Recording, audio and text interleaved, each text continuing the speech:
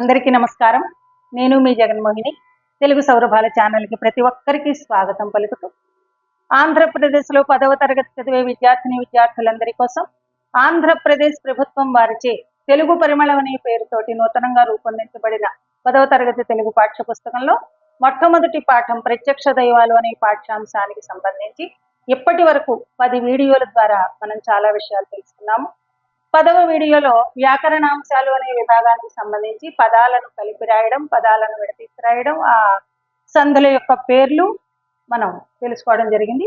ఈ 11వ విభాగంలో త్రిక సంధి, దాని యొక్క సూత్రం, త్రిక సంధి వివరణ, అది ఈ వీడియో ద్వారా మనం తెలుసుకుందాము.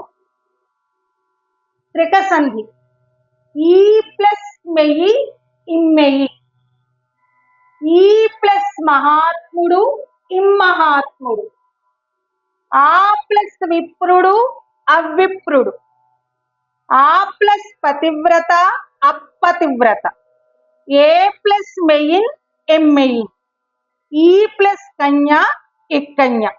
ఇవి ఇచ్చినటువంటి ఉదాహరణలు. ఈ ఆ ఏ ఇవి మొదట ఒక అక్షరమే ఉంది. చూడండి జాగ్రత్తగా. సూత్రం ఏం చెప్తున్నాడు? ఆ ఈ ఏలు త్రికంబులు అనబడును. 3 సూత్రాలు ఉంటాయి. ఆ ఈ ఏలు త్రికంబులు అనబడును.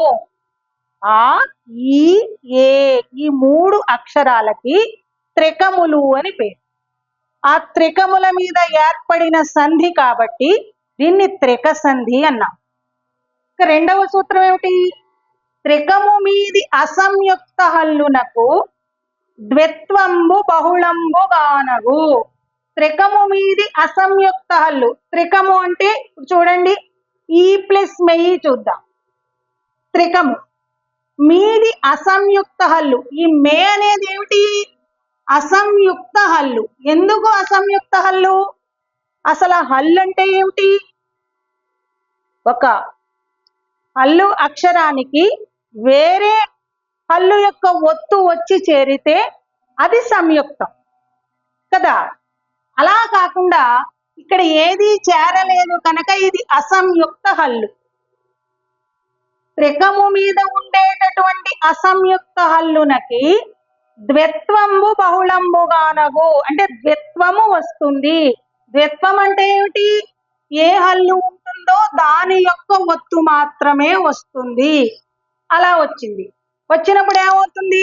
రెండవ సూత్రం ద్వారా ఈ ప్లస్ మెయ్యి అని అవుతుంది. ఈ ప్లస్ మెయ్యి, దీన్ని ఈ మెయ్యి అనే రాయాలి రెండవ సూత్రంలో, ద్విత్వం రావడం వల్ల. మూడవ సూత్రం ఏమంటున్నాడు? ఆచ్చికంబైన దీర్ఘంబునకు హ్రస్వంబగు.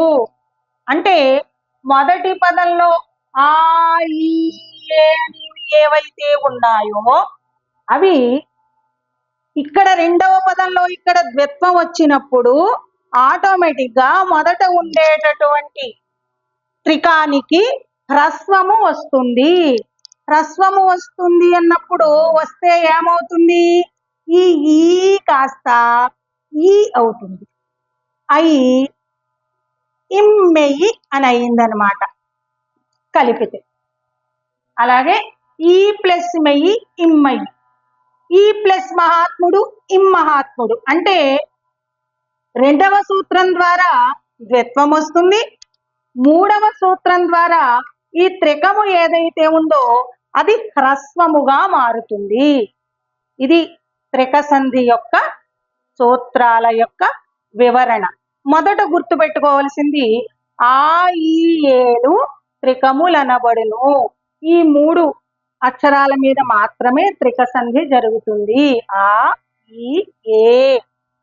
త్రికము తర్వాత ఉండే అసంయుక్త హల్లుకి ద్విత్వం వస్తుంది. అలా ద్విత్వం వచ్చిన తర్వాత ఏదైతే ఆచ్చికమైనటువంటి దీర్ఘం ఉందో ఆ దీర్ఘము హ్రస్వముగా మారుతుంది. అర్థమైంది అనుకుంటాను మీ అందరికీ కూడా. విన్నందుకు మీ అందరికీ ధన్యవాదాలు. ఈ వీడియో కనుక మీకు నచ్చినట్టయితే లైక్ చేయండి, షేర్ చేయండి, సబ్స్క్రైబ్ చేయండి.